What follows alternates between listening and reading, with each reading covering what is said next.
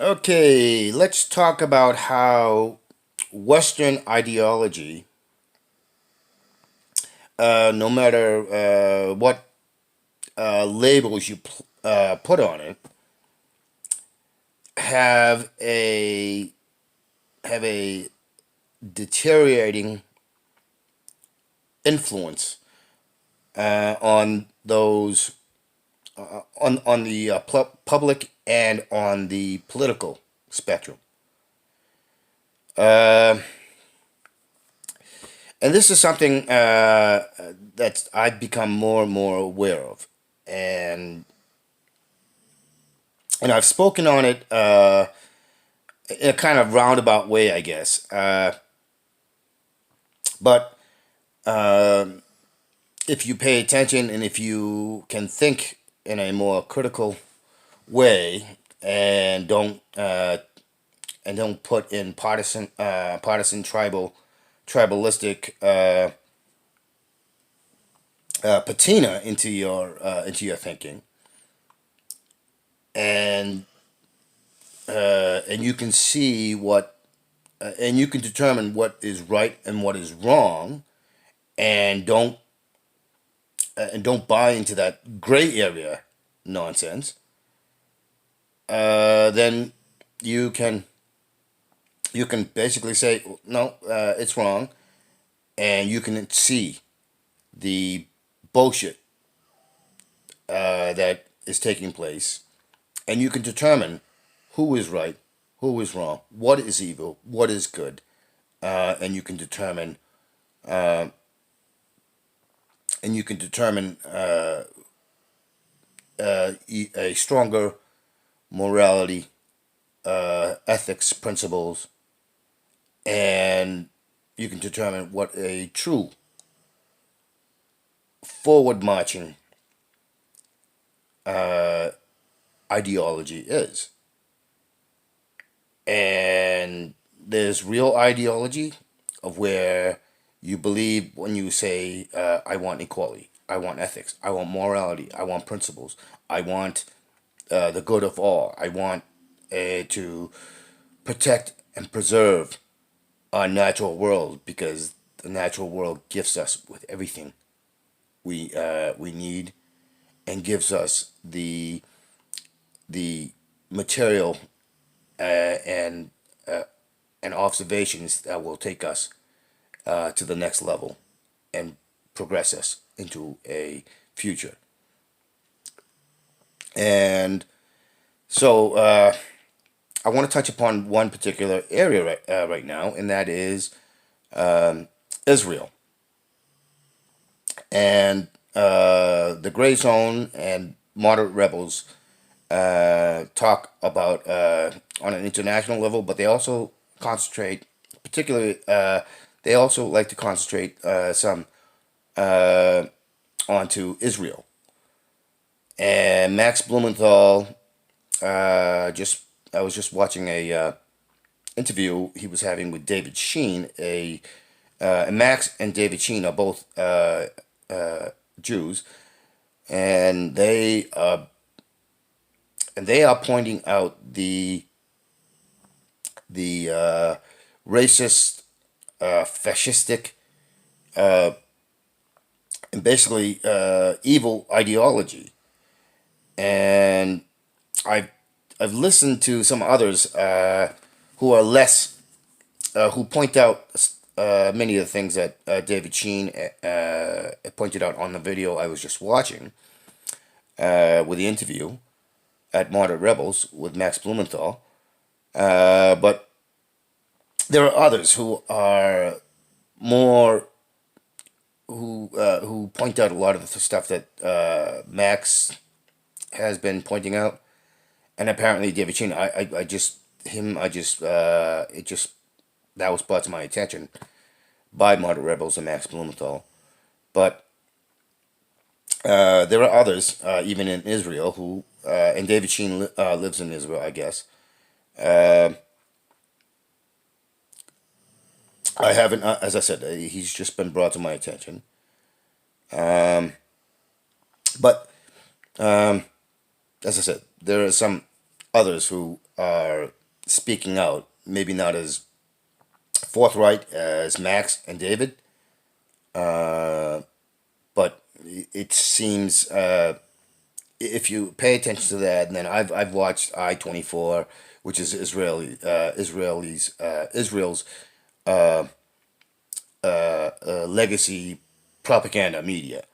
Um, they're like the MSNBCs and NBC and CBS and CNN uh, of Israel, but they have a both a the quote unquote moderate liberal and right wing Fox nonsense in it. So they're much like the BBC. They play all the spectrums in their propaganda. Um, so, anyways, there's a common denominator that I've been seeing a lot, and this is because I've been paying attention to Al Jazeera, to CGNT, which is the Chinese international media news, um, as well as the Al Jazeera. But these are the English versions. But I've also there's France 24. I've heard that I've put connections between that and as well as all the other channels like Moderate Rebels uh, and so my compilation of where I get my information and how I look at it gives me a broad picture. And those are just a few. I mean, there's RT as well, and then there's Telesur, and then there was what was that the Iranian channel that basically had been blocked. I forget what I forget the name of it. I still have it on my list, but you can't get access to it. And that used to be a English channel that we could watch on in the U.S. and it was you could see it on the cable network, but they basically been banned, and I'm sure some people might know what I'm talking about. But my source for getting a clearer, broad spectrum outlook is because I do a lot of research and looking at it, and I look at it in the mode that I was talking about. And so, all right. So now let's touch on what Moderate Rebels with interview with David Sheen was putting out, and basically, it's about that interview was about how Jewish terrorists, uh, uh, Jewish terrorist fascists, have basically been given a license to do their actions, including murder and terrorist bombings and all other stuff, and how the Israeli and oftentimes oftentimes complicity by the U.S. government and others. Um, and so, but there's a common denominator in all this. Benny Gantz, who's the other political clown with Netanyahu, or whom I call Netanyahu, uh, uh, the common denominator between those two is that Netanyahu, if I remember correctly, he was raised in Philadelphia, in the United States. Uh, Benny Gantz has strong influence. I'm not sure if he was raised, but I think he spent a lot of years. If I'm remembering correctly, he spent a lot of years in the U.S. a lot of formative years. And the people that are being talked on the Moderate Rebels interview with David Sheen, same thing. A lot of them were Americans who committed murder and all sorts of other stuff. They and who started up a political terrorist terrorist racist party, and because uh, and because it's they got their ideology, their level of criminality from being in the Western, coming from the Western countries. Benny Gantz and Netanyahu were both had formative years in the U.S. The people that are talked about in Moderate Rebels interview, same thing. But it's not just the U.S. Whether it's from the UK or other Western European and Western nations, those that have you know the the fact is that 50% or more of Israelis in Israel are for ethnic cleansing, are for being fascistic and dictatorial, and they have this insane evil ideology. Uh, that's that's the picture I'm getting. And then there are, in the other 50%, there are those that are kind of undecided, and they can be wishy-washy. And then there's a smaller group who are who David Sheen and Max Blumenthal and some others who live in Israel. Max doesn't live in Israel; he's a U.S. citizen.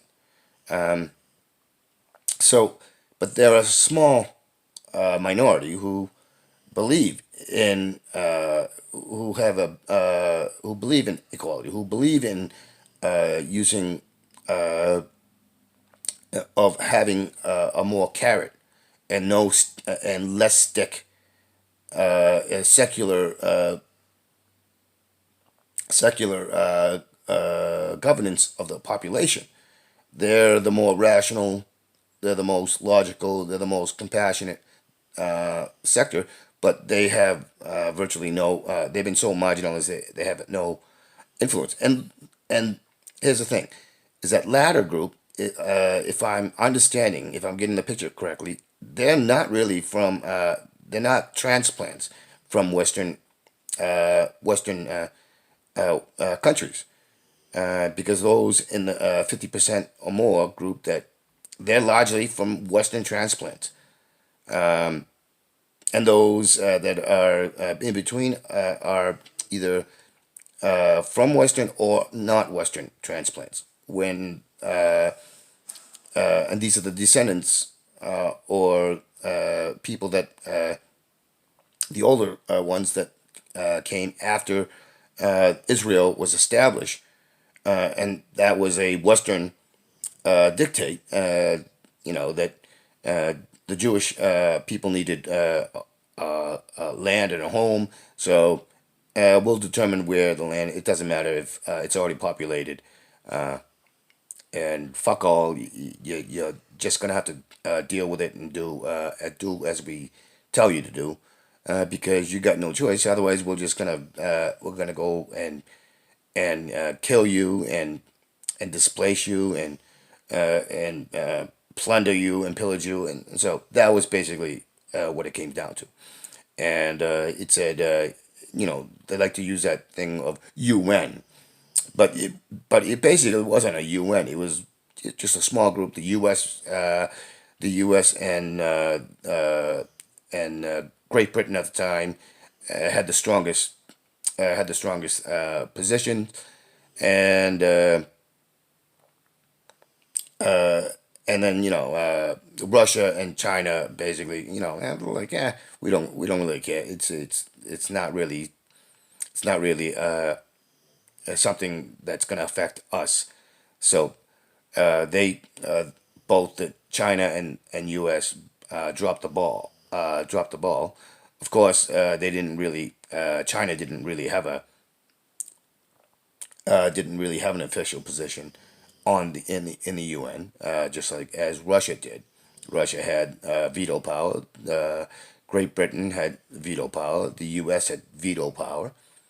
So it was primary those three who had the greatest power, and they're the ones that basically dictated, and the West, particularly the Western Europe, and were the ones that pushed that whole crap on, and is the cause of all the horrors that are being perpetrated on those people that were living, the Palestinians and other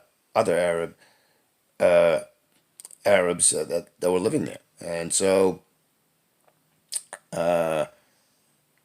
all Muslims or whatever you want, whatever labels you want to put on it.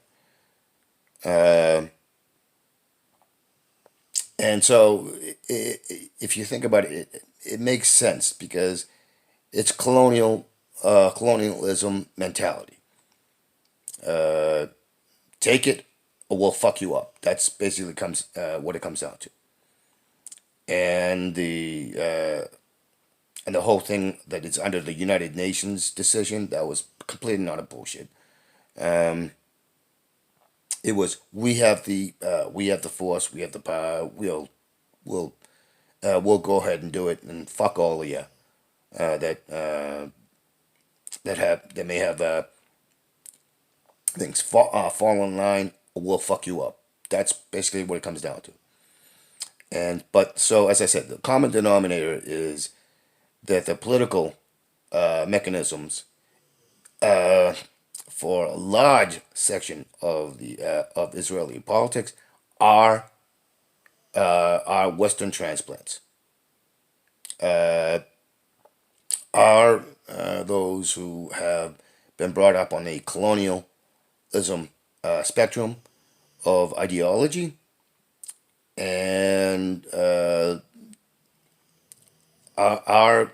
and the reason why they're fascistic, the reason why they're racist, the reason why they're aggressive, and so on and so forth, is because the Western ideology uh, has been bred into them, and coupled with all the horrors that the Jewish people have been subjected to through thousands of years of constantly being scapegoated, constantly being attacked, constantly being murdered and pillaged and plundered, and being a non-entity has contributed to this, as well as all the disinformation, misinformation, um, and the scapegoating. All of this is why I feel is why they've gone to the extremes that they've gone to. Of course, if they were thinking more clearly, if they hadn't been injected with this virulent outlook and propagandized and brainwashed, I think uh, I think Israel would have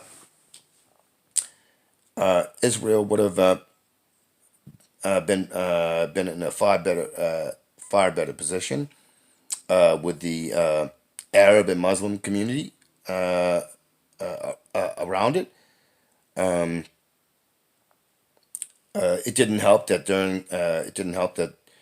the Arab and Muslim countries uh, were in conflict, but there was also you got to look at it as they had legitimate reasons because uh, the establishment of Israel was forced upon them. It was either accept the new Israeli new established country of Israel, or we'll come in there and fuck you up. Uh, so uh, so, but there was you also have to consider that there was the leadership, the representation of the quote unquote governments over there did have malicious, hostile intent for their own self interest, and they did enough propaganda. But Israel also egged the new Israeli government, along with the backing from the Western countries, did things to egg on the hostilities. After the establishment of the new Israeli state. That's basically what it comes down to.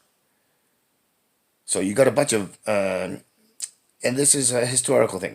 This happens constantly throughout history, and that's because we have because every country in all of history always places or falls prey to the stupidest, most ignorant, most violent, most devious and people people in history. It's always, and if they didn't start out that way, that's the way they go because they lack imagination, they lack intelligence, they lack everything that would make them good representation the uh, for the countries. And this is why I constantly talk about wiping out ignorance. I constantly talk about not ignoring. I constantly talk about reaching for enlightenment towards wisdom. This is why I talk about critical thinking. This is why I talk about basing basing ourselves in reality, and that and this was how we don't get reactionary representation. This is how we don't get propaganda. This is how we don't get hey, you protect us and the and well, a way to have a community that expands to other communities and builds up a country is to have is to learn, is to understand how to detect bullshit, how to detect ignorance, how to think critically, and how to defend ourselves. Because by doing that, you get natural defense, and defense and offense becomes one there because defense of the particularly from the domestic side uh, uh, makes it so that you understand the paradigms which brings about ineptitude, which brings about selfishness, which brings about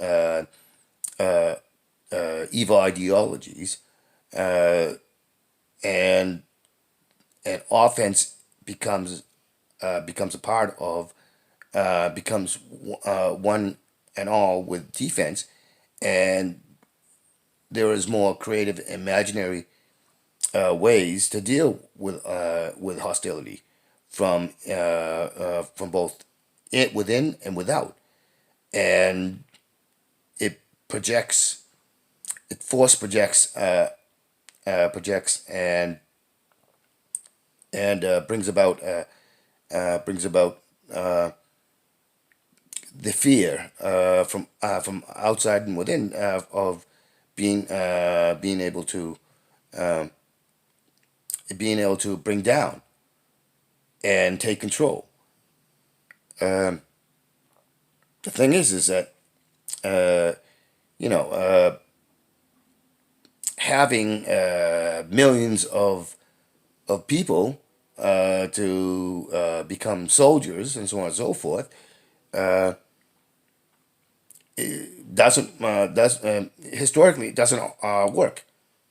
Doesn't work. It has to do with how how much innovation is used and how to think in a uh, think in a way that utilizes those innovations. Uh, Largely, those innovations and those and the offensive and defensive, which is one is brutal. Uh, I'm not talking about that, but I'm just talking about historically. Uh, it's innovation that wins out the brutality game that numbers can't stop. I mean, take for instance China during the Opium Wars. They had the largest standing army. They had all, but they didn't have the innovation, and they didn't have the critical thought. They had self-serving people and an infrastructure that was self-serving, who were the leaders or representatives of the country. That's the reason why they failed to stop the West. Um, they failed to stop Great Britain, um, and also because they were insular. They were they didn't really do anything to keep track of what was happening outside of the country. Uh, and this is the same sort of dynamic that allowed the colonialism to succeed, is because there was no innovation. It was all this nonsense of traditional uh, ignorant thinking, um, lack of imagination, lack of critical thought, lack of everything, and that's why the genocidal and homicidal and murderous ethnic cleansing and all that other stuff. They were able to. The West was able to commit everything that they did, and this is why the West. Whether you're talking about Australia, the United States, or Canada, or in South America, or in Iceland, or New Zealand, or the Philippines, or in the Caribbean islands, and all those. This is the ideology of of the ideology of colonial colonial force, and it's all force. That idea of everything is a nail, and you need to use a hammer. That is what was supplanted within the new state of Israel, and but that's the way it happens throughout history. And in order to have defense, you need to have uh, critical thinking. You need to have imagination, innovation. You need to have all of that so that a uh, you have the defense and offense that is simultaneous. And this is how you build a country, and you force project uh, that you are capable of defense, and you are capable of offense, and capable of sustaining reality and existing in reality, and moving to life in reality. And that is how you build a country. That is how you influence outside. Right now, it's all hammer. It's all hammer and nails. Everything is a nail. Everything is a nail, and you need to use a hammer for everything. And that's the reason why. That's the reason why things work the way they do. And that's also because we, as a public, no matter where we live, we don't think critically. We don't see reality, and we may point out and bitch and moan and say pu- say things, but we accept it just as the greater human community has accepted that there is a value for monetary some form of monetary exchange. Uh, that's that is right off the bat that changes the ability to think critically, because and it advantages those who have the most, and for however they manage to get that, but it also gives them control over our lands. It gives control over the people. Gives control over everything, and that is how we have continuously marched towards basically being rampant rampant consumption and disruption, and why we don't have security, why we don't have a bright great future, and why we have racism, why we have misogyny, why we have all the negative things that we naturally want to say no. We don't want that. We don't accept that. But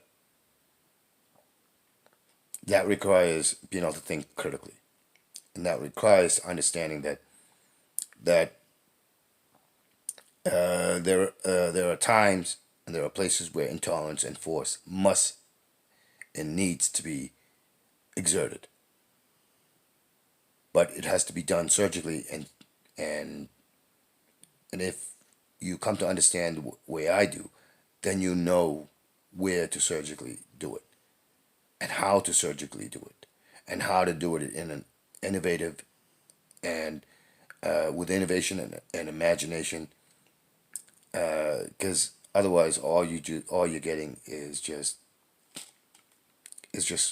useless, mindless violence, and that's a society collectively that we live under. Is that we just use useless, mindless, unthinking, predatory thinking. That's a whole of humanity, and if we want to break that, we need to start looking to ourselves, and recognizing when we see those who could be represent that could represent and just guide and teach, and when that person if that person does not fulfill that, then we can say, okay, you stop fulfilling that. We don't need you anymore, and the system is set up so that you basically, all right, you need to step down, and there's no lawsuit or this or that. That person basically steps down because the critical representation has gone out the window. And that's the society we should all want.